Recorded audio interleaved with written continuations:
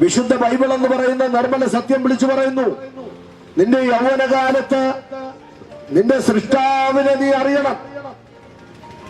ദുർദിവസങ്ങൾ നിനക്ക് വരുമെന്നും ഇഷ്ടമില്ല എന്ന് നീ പറയുന്ന കാലം സമീപിക്കുകയും സൂര്യനും ചന്ദ്രനും നക്ഷത്രങ്ങളും ഇരണ്ടു പോകും മുൻപേ മേഘങ്ങൾ മടങ്ങി വരുന്നതിന് മുൻപേ നീ അറിയണം. അവിടെ എഴുതിയിരിക്കുന്ന വാക്യം ശ്രദ്ധിക്കണം. അന്ന് വീട്ടു കാവൽക്കാർ വിറയ്ക്കും. ആരാണ് വീടിന്റെ കാവൽക്കാരൻ? വീടെന്ന് പറയുന്നത് വിശുദ്ധ ബൈബിൾ ഉപയോഗിക്കുന്നത് മനുഷ്യരെയാണ്. മനുഷ്യ താനൊരു വീടാണ്. തന്റെ കാവൽക്കാരൻ എന്ന് പറയുന്നത് തന്റെ നട്ടെല്ലാണ്, ഭയമാണ്. താൻ വിറയ്ക്കാൻ തുടങ്ങുന്ന ഒരു കാലം വരും. ചിലർ പറയും ഒരു ഭയമില്ല പാസ്റ്റേ, ഒരു ഭയമില്ല. ഇല്ല, ഭയം വരുന്ന ഒരു കാലം വരും. അടുത്തത് ബലവാന്മാർ കുനിയും. നട്ടെല്ല് കുനിയാൻ തുടങ്ങും. നിന്റെ ബലവാൻ കുനിയും, ധൈര്യം പോകും, നട്ടെല്ല് വളയാൻ തുടങ്ങും. അങ്ങനെ ഒരു കാലം വരും. നമ്മുടെ വീടുകളിലും ഉണ്ടല്ലോ പ്രായമുള്ള അമ്മച്ചിമാർ, അപ്പച്ചന്മാർ. കുറെ പ്രായം ചെന്ന് കഴിയുമ്പോൾ, വാർദ്ധക്യമാകുമ്പോൾ അവർ മെല്ലെ കുനിഞ്ഞു കുനിഞ്ഞാണ് നടക്കുന്നത്. ഓട്ടോമാറ്റിക്കലി കുനിയുന്ന. പിന്നെ നമ്മളൊരു കമ്പം വെട്ടിക്കൊടുക്കും. അമ്മച്ചിമാർ ഇടിച്ചിടിച്ചാണ് നടക്കുന്നത്. അപ്പച്ചന്മാരും അങ്ങനെ തന്നെ. ബലവാൻ കുനിയും. വിശുദ്ധ ബൈബിൾ നാം ജനിക്കുന്നതിന് മുമ്പ് എഴുതി വെച്ചു, ബലവാൻ കുനിയാൻ പോവാ. അടുത്തത് അരയ്ക്കുന്നവർ ചുരുക്കമാകയാൽ. അരയ്ക്കുന്നവർ ചുരുക്കമാകയാൽ അടങ്ങിയിരിക്കും. അത് വായിക്കാത്ത പല്ല് കാണത്തില്ല, അരയൊന്നും നടക്കത്തില്ല. പിന്നെ കട്ടി കുറഞ്ഞ കഞ്ഞി, മിക്സിക്കകത്ത് അടിച്ച കഞ്ഞിയൊക്കെ തരുമ്പോൾ നമ്മൾ മോന്തി കുടിച്ചോണ്ട് കിടക്കണം. ബൈബിൾ അന്നേ എഴുതി വെച്ചു. അടുത്തത് കിളിവാതിലിൽ കൂടി നോക്കുന്നവർ അന്ധന്മാരാവും. തെരുവിലെ കഥകൾ അടയും. ഇവിടെ നിന്ന് നോക്കിയ അങ്ങേ വളവിൽ വരുന്ന ആളിനെ എനിക്ക് പറയാൻ പറ്റും. പക്ഷെ ഒരു അമ്മച്ചി അപ്പച്ചൻ ഇവിടെ നോക്കിട്ട് പറയും, കുഞ്ഞെ അത് ആരടി വരുന്നത്, ആരാ മോനെ വരുന്നത്, മനസ്സിലാവുന്നില്ലോ. കാഴ്ച മങ്ങിത്തുടങ്ങും. കിളിവാതിലിൽ കൂടി നോക്കുന്നവര് അന്ധന്മാരാവും. പിന്നെ തെരുവിലെ കഥവടയും, ചെവി കേൾവി നഷ്ടപ്പെടും. അടുത്തത് അരയ്ക്കുന്ന ശബ്ദം മന്ദമാകും. പിന്നെ വലിയ കപ്പലണ്ടി കഴിക്കത്തില്ല, വാട്ടുകപ്പ കഴിക്കത്തില്ല. പിന്നെ കട്ടിയുള്ള ഒന്നും വേണ്ട. വാഴക്കാവറ്റിൽ കൊടുത്താൽ പോലും അമ്മച്ചിമാര് തിന്നത്തില്ല. എടുത്ത് കയ്യെ വെച്ചിട്ട് പിള്ളേർക്ക് കൂടും. അരയ്ക്കുന്ന ശബ്ദം മന്ദമാകും. പിന്നെ വലിയ ചവയൊന്നുമില്ല. ഇത് വരാൻ പോവാ നമുക്കല്ല. വായിച്ചു. പക്ഷികളുടെ ശബ്ദത്തിങ്കൽ രാത്രി ഉറക്കമില്ല. മനുഷ്യന് ഉറക്കം നഷ്ടപ്പെടും. ഒരു കിളി ചലച്ചാൽ മതി. എത്ര അമ്മച്ചിമാർ, നമ്മുടെ വലിയമ്മച്ചിമാരൊക്കെ പറഞ്ഞു കേട്ടിട്ടുണ്ട്, വളരെ രാത്രി ഒരു കിളി അലച്ച് ഞാൻ ഉണർന്നേ, പിന്നെ ഉറക്കം വന്നില്ലടി. വെളുപ്പാങ്കാലം വരെ ഞാൻ ഇങ്ങനെ ഇരിക്കുകയായിരുന്നു. ആ കിളി ചലച്ചപ്പോ എന്റെ ഉറക്കം പോയി. പക്ഷികളുടെ ശബ്ദത്തിൽ ഉണർന്നു പോകും. പിന്നെ പാട്ടുകാരത്തികളൊക്കെയും തളരുകയും ചെയ്യും. ഇനി ചിത്രയല്ല, യേശുദാസ് അല്ല, ആര് പാടിയാലും നമ്മൾ കൂടെ പാടും. എന്തൊരു രാഗവും. പക്ഷേ വാർദ്ധക്യമാകുമ്പോൾ പാട്ടുകാരിത്തികളൊക്കെ തളരും. എന്ന് വെച്ചാൽ അമ്മച്ചിമാരുടെ കൂടെ സന്ധ്യപ്രാർത്ഥനയ്ക്ക് ഇരുന്ന് നോക്കണം. അവരൊരു രാഗവും എടുത്ത് പാട്ടും താളമൊക്കെ അടിച്ച് അവർ വരുമ്പോഴത്തേനും നമ്മൾ ഒരു പാട്ടിന് 4 വരി കഴിഞ്ഞു പോകും. നമ്മൾ ഈ അമ്മച്ചിമാരെ കൂടെ പഠിപ്പിക്കുന്നതേ ഇല്ല. കാരണം മൊത്തം തെറ്റിക്കും, നമ്മളും തെറ്റാവും. ഉള്ള കാര്യമാണ്. പാട്ടുകാരിത്തികളൊക്കെ തളരും. അടുത്തത് അന്നവർ കയറ്റത്തെ പേടിക്കും. കയറ്റത്ത് കൊണ്ട് നിർത്തി, സ്റ്റെപ്പിൽ കൊണ്ട് നിർത്തി അമ്മച്ചി കയറാൻ പറഞ്ഞാൽ പറയും, നീ പോ എൻ്റെ ജോലിയൊക്കെ, ഞാൻ വരുന്നില്ല, എന്നെ കൊണ്ട് കയറാൻ പോയെന്ന് പറയാം. നിങ്ങളൊന്ന് കയറ്റി നോക്ക്. കുറച്ച് തേരി മതി. നടക്കത്തില്ല അമ്മച്ചി അപ്പച്ചന്മാര്. കയറ്റത്തെ ഭയക്കുന്നൊരു കാലം വരും. പിന്നെ വഴിയിൽ ഭീതികൾ ഉള്ളതായി തോന്നും. നല്ല വഴിയിലൂടെ നടത്തിയാലും വിറച്ചാ കാല് വെക്കുന്നത്. അമ്മേ കുഴിയില്ലമ്മേ, വെക്കമ്മേ, ഇങ്ങോട്ട് പോവാമേ, വരത്തില്ല. വഴിയിൽ ഭീതി ഉള്ളതായി തോന്നും. കുഴികൾ കിടക്കുകയാണെന്ന് അങ്ങ് ചിന്തയാ. അവരുടെ കണ്ണിന് തോന്നുക അടുത്ത കുഴിയിലോട്ടാ ഞാൻ വീഴുന്നത്, അടുത്ത എന്റെ കാല് കുഴിയിലോട്ടാ. അതുകൊണ്ട് മക്കളൊക്കെ പിടിക്കുമ്പോൾ നടക്കത്തില്ല. പേടിച്ച് വിറച്ചു വരുന്നതിന്റെ കാര്യം വിശുദ്ധ ബൈബിൾ അന്നേ എഴുതി വെച്ചു. വഴിയിൽ ഭീതി ഉള്ളതായി തോന്നും. കരമുയർത്തി കർത്താവിന് നന്ദി പറഞ്ഞിട്ട് ഹല്ലേലൂയ. അടുത്തത് ബദാം വൃക്ഷം പൂക്കും. തലമുടി നരയ്ക്കും. ഇന്ന് ബദാം ഒറ്റ പൂത്ത മനുഷ്യന് വിടില്ല. ഇപ്പൊ എന്തൊക്കെ കളർ ഇറങ്ങിയിട്ടുണ്ട്, മൊത്തം അടിക്കുക. ഞാൻ ഈ 50 വയസ്സായി, ഇതുവരെ ഞാൻ അടിച്ചിട്ടില്ല. എനിക്കിത് അടിക്കാൻ തോന്നിയിട്ടുമില്ല. അടിക്കുന്നവരെ ഞാൻ കുറ്റം പറയുന്നില്ല. അത് നിങ്ങളായി, നിങ്ങളുടെ പാടായി. ബൈബിൾ പറയുന്നു ബദാം വൃക്ഷം ഈ മരം പൂക്കാൻ അനുവദിക്കണം.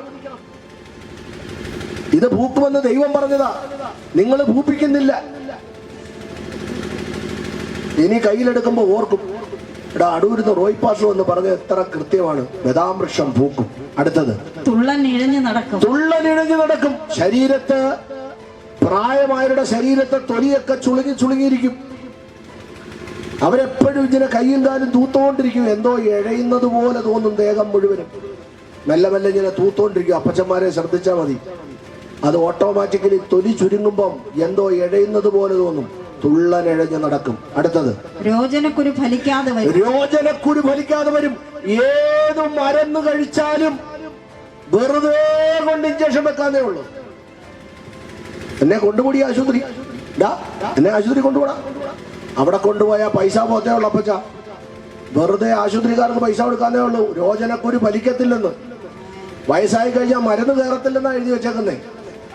ഏത് ഗുളിക കഴിച്ചാലും ശരീരത്തെ പിടിക്കാതെ, മരുന്ന് കഴിച്ചാൽ ശരീരത്തെ പിടിക്കാതെ, മനുഷ്യന്റെ ശരീരത്ത് അതൊന്നും ലേശാതെ വണ്ണം വാർദ്ധക്യ സഹജമാകുമ്പോൾ മനുഷ്യന് വരുന്നത് വിശുദ്ധ ബൈബിളിൽ എഴുതി വെച്ചിരിക്കുന്നത് കൊണ്ട് ഞാൻ ദൈവത്തെ ഇന്ന് രാത്രി ഉയർത്തുകയാണ്.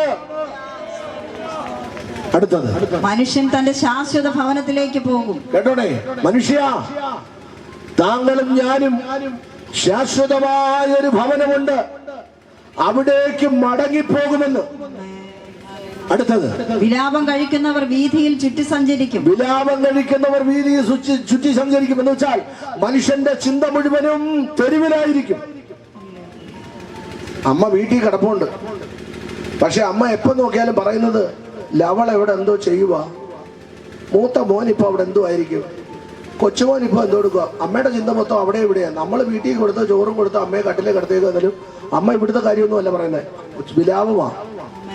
ചുറ്റി സഞ്ചരിച്ചുകൊണ്ടിരിക്കും. എല്ലാ മക്കളുടെ അടുത്തും ബന്ധുക്കളുടെ അടുത്തും എല്ലാം ഇങ്ങനെ ചിന്ത പോകും. അടുത്തത് അന്ന് വെള്ളിച്ചരട് അറ്റുപോകും. സുഹൃത്തെ, വെള്ളിച്ചരട് അറ്റുപോകും.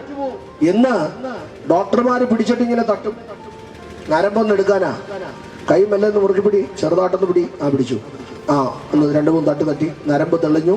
ഇതൊക്കെ സൂചി കുത്താനുള്ള പരിപാടിയൊക്കെ അവർ ചെയ്യും. വലിയ പാടാ നരമ്പ് കിട്ടാൻ. അവരടിച്ചടിച്ച് നോക്കി അടിച്ച് തെളിപ്പിച്ച് എടുത്താ കുത്തുന്നത്. പക്ഷെ വാർദ്ധക്യമാകുമ്പോൾ നമ്മുടെ വെള്ളിച്ചരട് മൊത്തം ലൂസായിട്ട് കിടക്കും.